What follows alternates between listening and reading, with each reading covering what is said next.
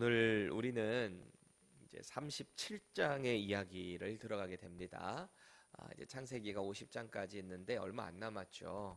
오늘이 벌써 95번째 강의 시간이네요. 엊그제 시작한 것 같은데 이제 조금 있으면 100회를 다가오고 있습니다. 우리는 지난 몇 주 동안에 창세기 35장부터 시작된 이 야곱의 족보에서의 족보, 심지어는 그 에돔 족속이 가게 된 세일에 거주하던 사람들의 족보, 그리고 에돔 족속의 왕의 계보까지 우리 지난주에 그렇게 묵상을 했습니다. 참 이 알지도 못하는 히브리 사람들의 이름, 그리고 그곳의 지명 읽느라고 참 고생 많이들 하셨죠. 그래서 이제 오늘부터는 이제 37장 창세기 말씀의 좀 클라이맥스로 가고 있는 하나님의 구원 계획의 서막, 그것이 시작되는 요셉의 이야기를 살펴보려고 합니다. 기대되시죠? 이제는 진짜 우리 잘 알고 있는 내러티브의 이야기로 들어가게 될 겁니다. 그렇게 본문 1절이 시작되는데 어떻게 말하고 있느냐? 야곱이 가나안 땅, 곧 그의 아버지가 거류하던 땅에 거주하였으니 그럽니다. 모세는 이 창세기 말씀을 기록하면서 의도적으로 이 말씀을 쓰고 있는 거예요. 앞선 36장에서 이 에돔 족속들이 거주했던 세일 땅, 그곳과 분명히 구별이 되어 있다라는 겁니다.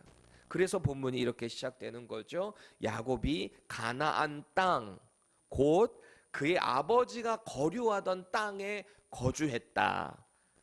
하나님의 언약의 계보를 가지고 간 야곱, 그의 이름이 이스라엘로 바뀌었잖아요. 이 언약 백성들은 원래 아브라함에게 약속한 그 가나안 땅에 거주하고 있었다라는 것으로 오늘 본문이 시작되는 거예요. 에서는 하나님의 언약과 관계없는 길로 갔을 뿐만이 아니라 그들의 후손들까지도 전혀 다른 땅, 이 세일 땅에 거주하게 됐다라는 것 아니겠습니까? 그렇게 지금부터 이스라엘의 이야기, 하나님의 그 구원의 이야기가 시작이 된다라는 겁니다. 그런데 우리 마음에 다시 한번 시겁하게 만드는 표현이 또 나와요. 2절에 뭐라고 합니까? 상반절입니다. 야곱의 족보는 이러하니라 그래요. 아니 지금까지 족보 계속 공부했는데 왜 또 족보 얘기가 나오나? 근데 사실 앞선 35장에서 야곱의 족보 이미 다 언급했거든요. 야곱의 아들들은 이래 했고 어떤 아내를 통해서 어떤 엄마를 통해서 나왔고 이미 다 언급이 됐거든요. 그런데 왜 갑자기 또 족보 이야기를 하는 걸까요? 오늘 본문에 족보라고 번역된 히브리어 단어를 보면 토레다라고 하는 단어인데요. 말 그대로 후예, 후손들 혹은 세대들 이렇게 plural, 복수의 의미를 담고 있다라는 거예요. 사실 앞선 36장 1절에 나오는 이 에돔의 족보는 이러하니라 바로 여기에 사용된 이 토레다, 이 족보가 바로 이 똑같은 단어입니다. 그럼에도 불구하고 야곱의 족보는 이러하니라 하고 2절 뒤에 연결되는 내용을 한번 보세요. 요셉이 17세 소년으로 그의 형들과 함께 양을 칠 때에 그의 아버지의 아내들 빌하와 실바의 아들들과 더불어 함께 있었더니 그가 그들의 잘못을 아버지에게 말하더라. 족보가 아니라 이제 요셉의 이야기가 시작되고 있다라는 겁니다. 야곱이 사랑하는, 가장 사랑했던, 그리고 원래 이 여인을 위해서 일을 하기 시작했던 라헬을 통해 얻은 아들, 그 요셉의 이야기를 시작하고 있다라는 거죠. 다시 말해서 이 토레다라고 하는 이 족보는요, 육신적인 계보를 할 때도 말을 하기는 하지만 중요한 건 이 말을 왜 지금 야곱의 족보다라고 얘기하고 다른 일반적인 이야기를 시작하는가? 하나님께서 세우실 당신 백성들의 족보가 이제 어떻게 연결되어 가는가, 이걸 알리는 서사적인 표현으로 종종 이렇게 쓴다라는 거예요. 이게 히브리식 관용적 표현이었다라는 겁니다. 그만큼 하나님께서 약속하신 이스라엘의 족보의 이야기가 본격적으로 시작된다라는 의미입니다. 그렇게 오늘 본문은 요셉이 이야기가 시작되는 것이기도 하지만 이제 장차 이스라엘의 거주지가 애굽으로 옮겨가게 될 것도 여기서 다 암시하고 있다라는 거예요. 그런데 아까 우리가 읽어본 그 내용에 보니까 자, 요셉이 17세 소년으로 그의 형들과 함께 양을 치고 있대요. 이거는 이제 세팅이 딱 돼 있는 거예요. 아, 요셉이 17살이 됐구나. 아, 그 형들은 나이가 좀 더 있었겠구나. 그런 상황에서 아버지의 아내들이 누구에 나와요? 빌하와 실바. 이게 다 첩들이었거든요. 그렇죠? 야곱의 첩들입니다. 그 아들들과의 사이가 벌써부터 여기가 안 좋다라는 뉘앙스를 보여주고 있는 거죠. 왜요? 그 형들이 요셉이 뭐가 잘못한 게 있으면 아버지한테 다 가서 말했다는 거예요. 이미 여기서 갈등 관계를 우리는 볼 수 있다라는 거죠. 그렇게 시작된 서사적인 오프닝, 뭐가 좀 거창해야 할 것 같은데 벌써 여기는 갈등으로부터 시작되고 있다라는 겁니다. 앞으로 쉽지 않겠죠? 저는 원체 평화주의자라서 이렇게 뭐가 갈등이 있고 이러면 너무너무 힘들어요. 누가 이렇게 싸우고 막 그러면 너무너무 힘들어요. 교회 안에서 누가 막 싸우고 그러면 너무너무 힘들단 말이에요. 이런 대립관계를 보면 막 숨이 막 턱턱 막힐 때도 있는데, 여러분 이런 상황 가운데 하나님께서 당신의 일을 어떻게 이루어 나가시는가, 이거를 발견해야 돼요. 우리가 특별히 이 요셉을 통한 하나님의 구원 계획도 보겠지만 말씀대로 그렇게 반드시 이루시는 신실하신 하나님을 봅니다. 근데 동시에 우리는 이런 대립 관계를 딱 보면서 이걸 우리는 객관적으로 보는 거잖아요. 이걸 우리한테도 좀 적용을 해봐야 돼요. 내가 요셉의 입장이었으면 나는 어떻게 해야 됐던 거지?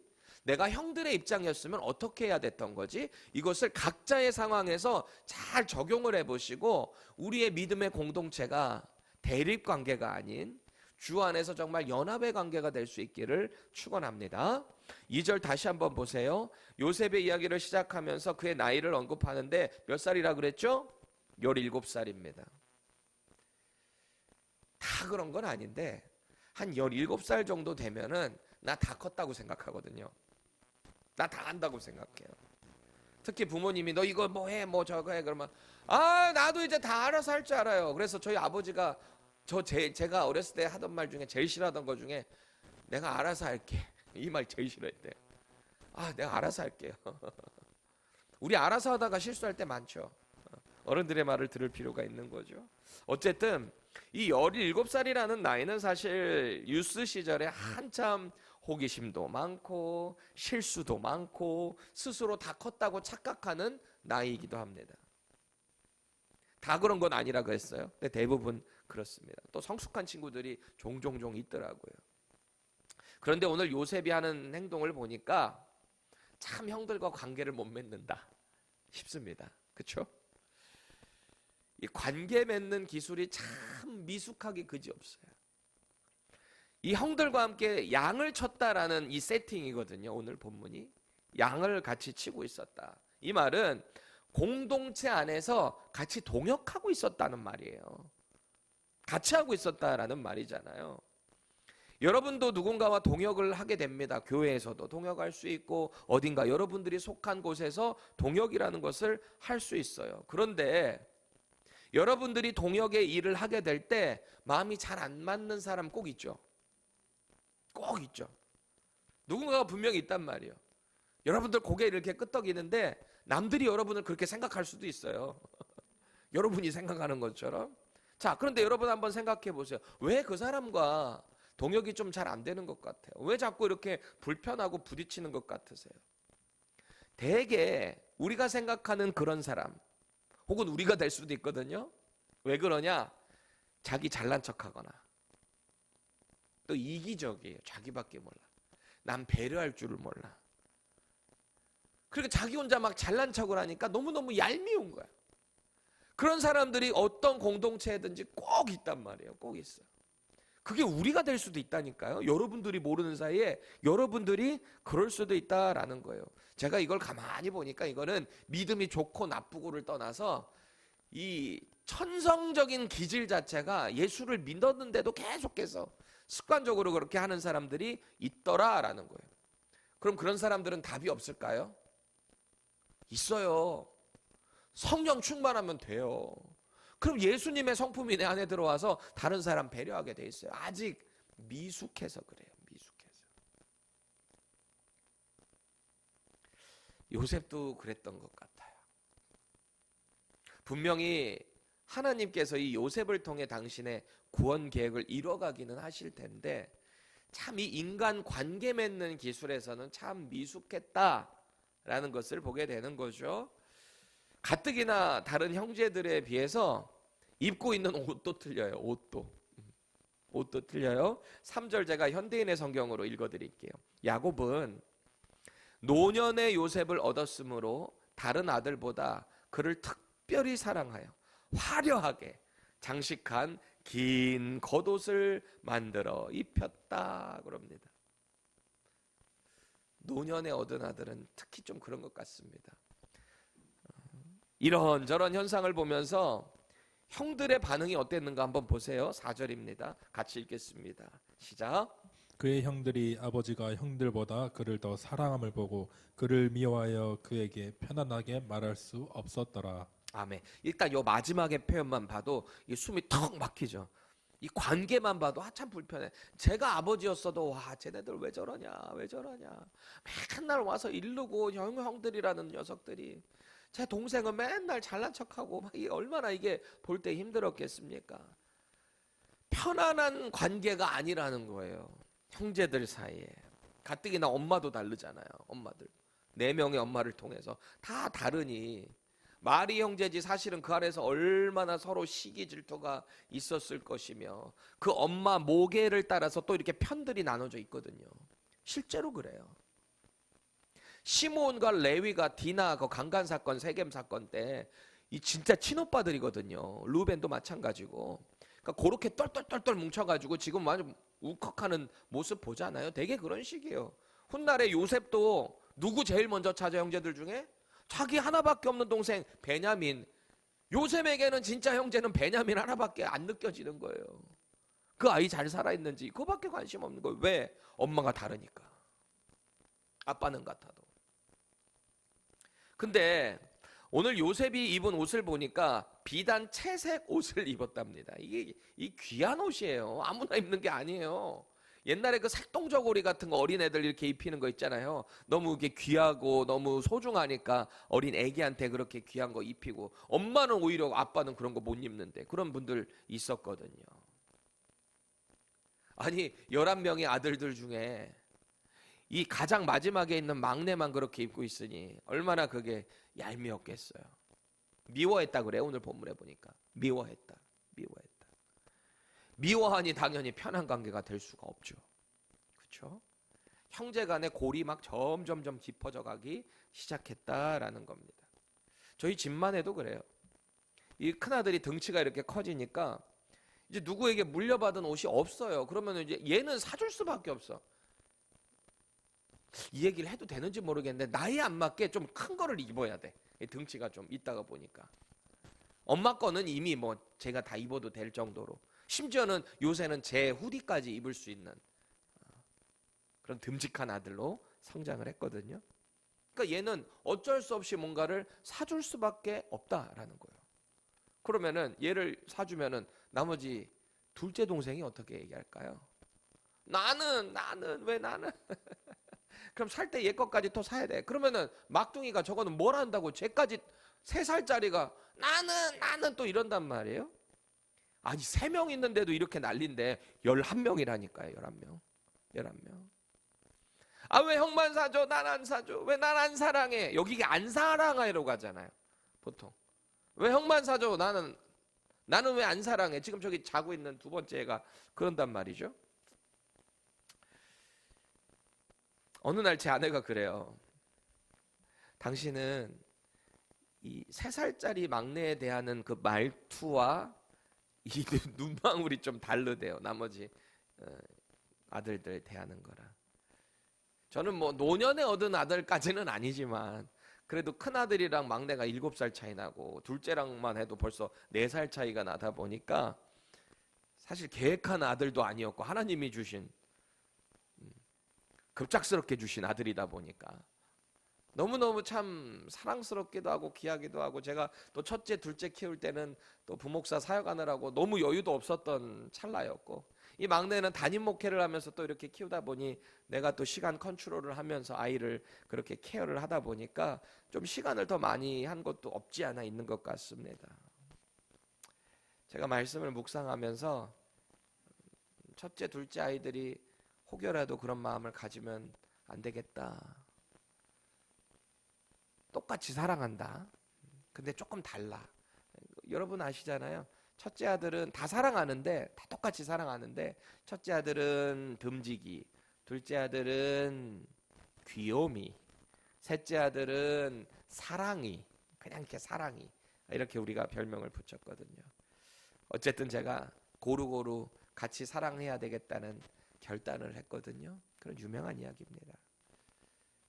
아무튼 저희 집이야 이 아들 셋 있는 것도 이렇게 힘든데 야곱이 얼마나 속이 상했을까요? 또 사랑하는 아내 라헬까지도 잃은 상태에서 지금 자기들끼리 막 투격투격 싸우고 있고, 요셉이도 조금 더 겸손하게 하면 좋겠는데 그 안에서 또 형들이랑 자꾸 부딪히고, 이 아버지 입장에서 보통 일이 아니었을 겁니다. 그렇죠? 근데 이 아버지도 참 문제가 많아요. 그렇죠? 아무리 노년에 얻을 아들이지만 그 아들만 또 굳이 비주얼리 이거를 너무 또 다르게 옷만 입힌 거, 그것도 참 문제가 될 수 있다. 이 정도 되면은 니들끼리 뭐 친해지던 말던 알아서 해라, 이런 분위기 아니겠습니까? 그럼 이런 질투의 대상이 될 수 있는 상황에서 요셉이 하는 행동을 오늘 보세요. 자기가 어느 날 꿈을 꿨는데 형들한테 좀 들어보라는 거예요. 왜? 몰라서 얘기하는 걸까요? 자기도 딱 이 꿈을 꾸고 나니까 아, 이거는 형들이 꼭 들어야 될 것 같아. 누가 들어도 자기와 형들의 이야기거든요. 그러니까 이거를 꼭 말하고 싶었다. 7절 세 번역입니다. 우리가 밭에서 곡식단을 묶고 있었어요. 그런데 갑자기 내가 묶은 단이 우뚝 일어서고 형들의 단이 나의 단을 둘러서서 절을 하였어요. 그리고 두 번째 꿈을 또 꿉니다. 아, 이거를 좀 들어줬으면 좋겠는 거예요. 형들이 또 이렇게 말합니다. 얼마 뒤에 그는 또 다른 꿈을 꾸고 그것을 형들에게 말하였다. 아, 들어보세요. 또 꿈을 꾸었어요. 이번에는 해와 달과 별 11개가 나에게 절을 했어요. 이렇게 말을 합니다. 여러분 아까 첫 번째 꿨던 꿈은 여러분 뭐 곡식 단이 이렇게 했으니까 농경사회에서 곡식 단을 이렇게 돼서 뭔가 수확이 있다라는 얘기는 생존과 공급에 대한 하나님의 계시였다라는 거죠. 생존이잖아요. 농업사회에서. 그 축복의 통로가 이 요셉을 통해서 될 것이다라고 하는 분명한 계시였어요. 나머지 단들이 여기다 절을 했으니까 말이죠. 자, 그럼 두 번째 꿈은 뭐예요? 이 꿈이 좀 더 구체적으로 들어가는데, 아, 요셉을 통해서 하나님께서 어떤 축복을 허락하실 것인가, 요셉이 어떤 축복의 통로가 될 것인가, 그것을 드러내는데 10절 다시 보세요. 이거는 그냥 개역개적입니다. 그가 그의 꿈을 아버지와 형들에게 말하매 아버지가 그를 꾸짖고 그에게 이르되 내가 꾼 꿈이 무엇이냐? 나와 내 어머니와 내 형들이 참으로 가서 땅에 엎드려 내게 절하겠느냐? 그래요. 아니, 두 번째 꿈을 들은 다음에 야곱이 화를 냈어요. 여기 말하는 투를 보니까 아, 지금 이 해, 달, 별들이라는 게 누구를 상징하고 있구나, 우리는 짐작해 볼 수 있는 거예요. 전통적으로 가정에 있어서 해와 달은 부모를 상징했다라고 봅니다. 부모. 그러니까 부모와 나머지 별들, 형들이 자기 요셉을 향해서 이렇게 절을 하는 그림을 이야기를 하고 나니까 아버지도 이건 아니다 싶은 거예요.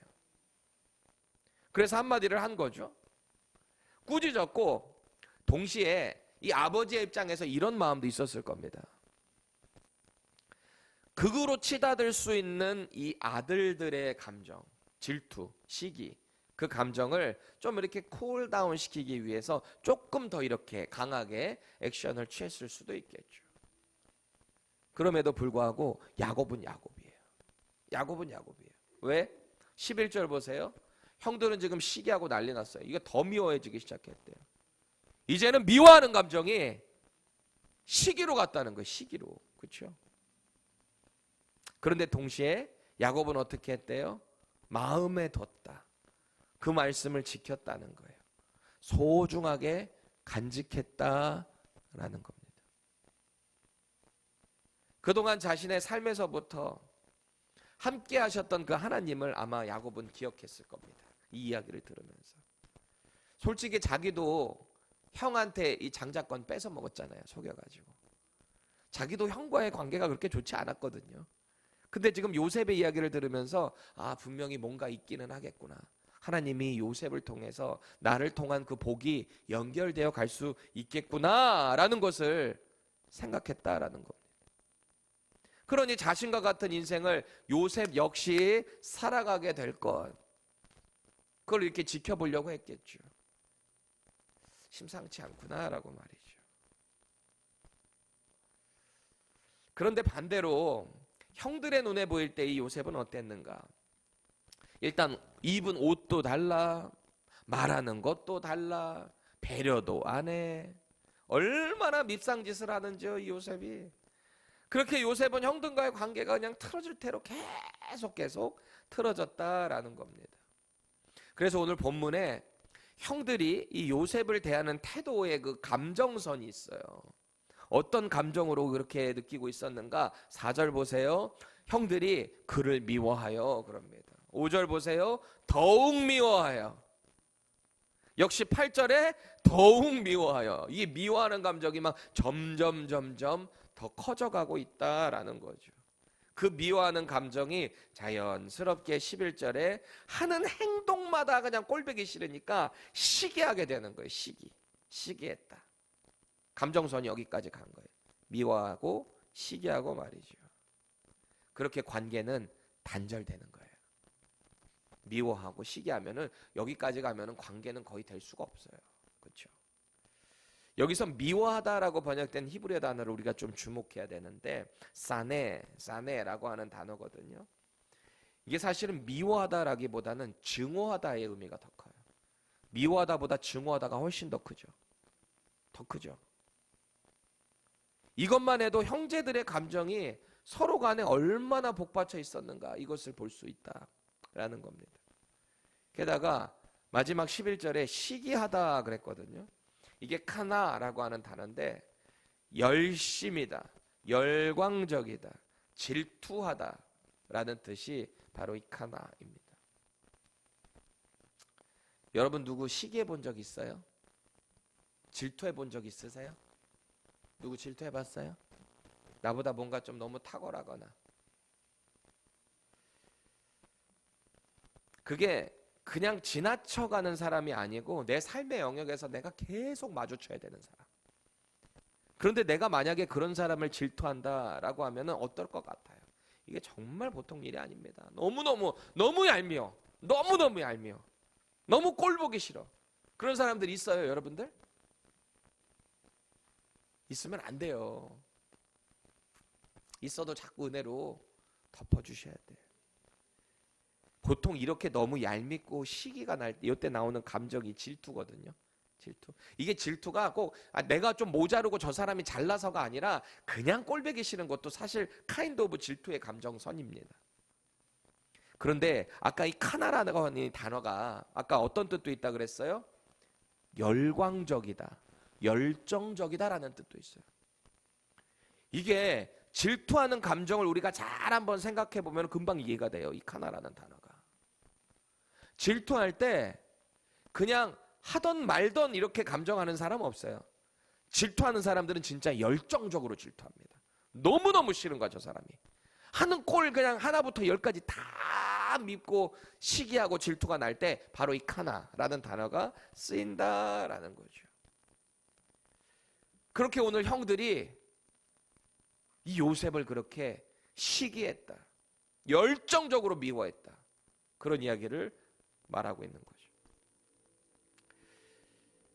오늘 본문에 보니까 요셉이 이런 이야기를 하고 났으면, 자기의 꿈 얘기를 2개를 했으면 좀 이렇게 서로 그렇구나, 네가 앞으로 이렇게 귀한 인물이 되겠구나, 서로 관계만 좋았다면 아마 그렇게 됐을지도 모르겠습니다. 근데 관계도 안 좋은 상태에서 이런 말을 하니 이게 얼마나 이들 간에 서로 상처가 되고 골이 깊어졌겠어요. 관계가 균열이 나고 미움이 반복되고 시기의 감정으로 오늘 본문이 끝나고 있다라는 겁니다. 요셉이 꾼 꿈은요, 분명히 하나님으로부터 온 거예요. 왜냐하면 이후에 요셉이 하는 그 인생의 과정을 보니까 하나님이 꿈을 알려주시고 그것에 대한 꿈의 해석의 지혜까지도 주시잖아요. 하나님이 주신 특별한 은혜예요. 그런데 분명히 꿈은 하나님이 주셨는데 그 꿈을 둘러싼 관계적인 현실은 참 차갑고 아프다라는 거예요. 이 요셉의 입장에서. 요셉 아직 17살이에요. 하나님의 뜻을 받기는 했는데 그것을 성숙하게 다룰 만큼의 아직 연륜은 없었다라는 겁니다. 그래서 형들뿐만 아니라 자신을 그 누구보다도 아끼고 채색 옷까지 따로 입혀주는 아빠한테까지 가서 지금 이런 말을 했던 거 아니에요? 눈치가 좀 없는 건지. 분명히 요셉이 형들 약 올리려고 이 말 하지는 않았을 겁니다. 그의 성품상. 하나님 앞에 죄를 짓지 않으려고 몸부림을 쳤던 요셉의 성품상 분명히 그러려고 한 건 아닐 거예요. 아버지 앞에서 무슨 그렇게 아버지를 깔아내리려고 이런 말 한 건 분명히 아니었을 겁니다. 그런데 그가 하나님으로부터 받은 그 은혜를 나눌 때 이것이 자꾸 갈등으로 불화의 불씨만 됐다라는 거죠. 반대로 형들은 어땠을까요? 지금 이미 아버지로부터 편애를 엄청나게 받았어요. 저 요셉이랑 비교를 할 때. 그 상처와 아주 그 아픔들이 미움으로 지금 자라났다는 거 아니겠습니까? 그리고 그 미움은 결국 시기와 증오로까지 연결됐다. 이 집에 있는 그 누구도 영적으로 건강하지 못한 상태였다라는 거예요. 아버지는 아버지대로, 아들들은 아들들대로 말이죠.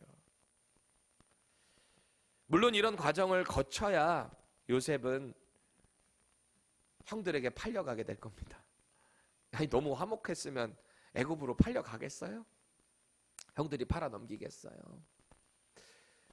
우리가 정말 이 구원의 하나님의 그 계획으로 볼 때는 그렇지, 이런 불화가 갈등이 있었어야 요셉이 애굽으로 팔려가게 되겠지라고 볼 수는 있겠지만, 그럼에도 불구하고 저와 여러분들이 분명하게 확인해야 될 팩트는 있어요. 그게 뭐냐? 저와 여러분은 요셉이 아니라는 거예요. 우리는 요셉이 아니에요. 우리는 요셉처럼 확실한 하나님의 계시를 통해서 하나님의 구원 계획에 통로의 역할을 감당하지는 않아요. 그 역할은 이미 요셉이 했고요, 쭉 장차 이루신 예수 그리스도께서 이루셨어요. 우리는 이 구원의 계획을 가지고 주변 관계를 잘 만들어 가야 돼요. 뭘 위해? 복음을 위해서 말이죠. 우리는 요셉처럼 직접 계시를 듣지도 못하고요, 직접적인 꿈을 꿔가지고 하나님의 뜻을 전달하는 사람도 아닙니다. 착각하지 마세요. 우리는 요셉과 달라요. 똑같이 보지 마세요. 분명한 하나님이 감동 가운데 주시는 어떤 꿈의 그 영적인 꿈이 있을지는 모르겠습니다. 있을 수 있다라고 생각해요. 그런데 그 자체가 다는 아니다. 그걸 잘못 해석했을 때 우리가 받아들이게 될 잘못된 부작용도 있을 수 있다라는 겁니다. 그걸 통해 혹 누군가의 관계가 또 갈등으로 확산될 수도 있다라는 거예요. 왜 꿈에 요셉도 얘기했는데 나도 얘기할 수 있는 거 아니야? No way. 우리는 요셉이 아니에요. 조심하셔야 돼요. 늘 관계를 조심해야 한다라는 겁니다. 요셉처럼 완전한 해석과 완전한 하나님의 뜻을 전하는 사람들이 우리는 아니다. 못 된다. 왜? 우리에게는 하나님의 완전한 예언의 말씀이 성경이 있기 때문에 우리에게 따로 그런 것을 주시진 않아요. 그건 여러분 믿으시면 돼요. 그래야 여러분들 안전하게 신앙생활해요. 가만히 보면 하나님은 이 야곱의 집이 분열하는 상황에서 침묵하시는 것 같아요. 와, 어떻게 이 형제들이 이렇게, 이 정말 믿음의 집안 아닙니까? 이스라엘의 집안 아닙니까? 근데 이 집이 왜 이렇게 막 서로 싸우고 분열하고 막 난리도 아니잖아요. 그런데 분명한 사실이 있어요. 하나님은 이런 가정을 통해서 당신의 일을 이뤄나가신다.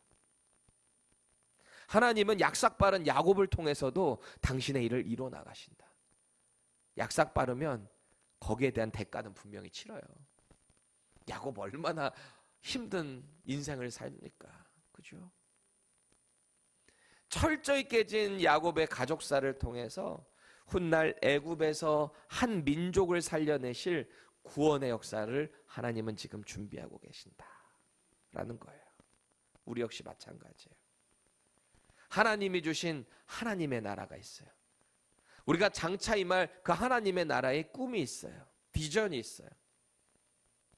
그런데 여전히 우리 관계 가운데는 깨어져 있는 그런 갈등들이 있을 수 있다라는 거예요. 아니, 나를 부르신 소명은 분명한데 누군가와 자꾸 오해를 하게 되고 시기하고 미워하는 그런 현실이 벌어질 수도 있다라는 거예요. 그때 여러분 꼭 기억하세요. 하나님은 이 순간에도 일하신다는 거예요. 우리를 통해서. 우리 신앙의 길에서 우리는 반드시 대신에 이런 질문은 가져야 돼요. 나는 지금 하나님의 꿈을 이루는 정말 거룩한 사람의 인생을 살고 있는가? 아니면 그 꿈과 사명으로 나는 분명하게 있긴 한데 자꾸 다른 사람들과 부딪히고 미워하고 시기의 관계를 가지고 있는가? 겸손하고 정직하게 하나님께 여쭤보셔야 돼요. 혹시 나의 교만 때문에 다른 형제 자매의 배려를 하지를 못해서 관계가 틀어진 건 아닐까? 자기 자신을 돌아보셔야 돼요. 아, 나 영적으로 난 이렇게 너무나 충만한데 왜 자꾸 저 사람은 나한테 자꾸 그러지? 라고만 말하지 마시고 관계가 뭐가 깨어져 있으면 돌아보시라고요. 뭔가가 문제가 있을 수 있잖아요. 내가 배려를 하지 못했을 수 있잖아요. 언제나 성경은 우리에게 하는 말 중에 핵심이 뭐냐? 우리의 크리스천의 라이프는 항상 그리스도의 덕을 끼치며 살아가라는 거예요. 덕을 끼치라는 거예요. 덕을 끼치는 게 뭘까요? 나 잘났다고 내가 받은 은사만 자랑하고 그게 덕이 끼치는 걸까요? 그게 정말 도전을 주는 것일까요? 아니에요. 정말 실력이 있는 사람은 다른 사람들을 배려할 줄 알아요. 이게 영적인 것에도 똑같아요. 조금 어줍지 않게 내가 뭐 할 줄 안다고 내 은사 조금 있다고 다른 사람 무시하고 이렇게 하면요 관계 다 틀어져요. 그리스도의 덕 못 끼쳐요. 꼭 자신을 돌아보셔야 됩니다. 하나님께 이 기도를 올려보세요. 혹시 제가 저의 모습을 통해 누군가가 상처를 받지는 않았을까요? 제가 그것을 깨닫게 해주세요. 분명히 하나님께 내게 주신 은혜, 은사가 확실한데 주님, 이것을 통해서 제가 속한 공동체가 연합이 될 수 있도록 저를 빚어주세요. 성숙하게 빚어주세요. 오늘 17살의 요셉은 분명히 형들과 이렇게 마찰이 일었지만 나중에 총리가 됐을 때 요셉은 달라요. 형들을 다 품어주고 안아주잖아요. 그게 하나님의 사람인 거예요. 지금은 미숙할 수 있어요. 지금 우리가 받은 사명 요것만 보고 나가다가 옆 사람들 못 보면서 상처 줄 수도 있어요. 그래서 오늘 다시 한번 하나님께 기도해 보시자고요. 하나님, 우리를 다시 한번 잘 빚어주셔서 우리를 통해 계속 주님의 영광이 드러날 수 있게 해주세요. 나의 사명 증명하려고 하다가 다른 사람들과의 관계 깨지지 않게 해주세요. 이 기도 하나님께 하십시다. 여러분 꼭 기억하세요. 죄로 깨어진 하나님과의 관계, 그 관계를 회복해 주신 분이 우리 예수님이세요. 죄로 깨어진 관계. 주님은 이 땅에 화평으로 오셨대요. 그 화평은 하나님과 나의 관계만이 아니에요. 하나님과 나의 관계가 화목하게 된 이후에 이웃과의 관계도 역시 예수님을 통해서 화목이 되어야 한다라는 겁니다. 하나님의 꿈과 세상의 미움 사이에서 저와 여러분들이 정말 거룩한 화평의 중보자가 되기를 축원합니다. 영원한 중보자는 오직 예수님 한 분이세요. 중보자적인 역할을 저와 여러분들이 감당할 수 있게 되기를 예수님의 이름으로 축원합니다.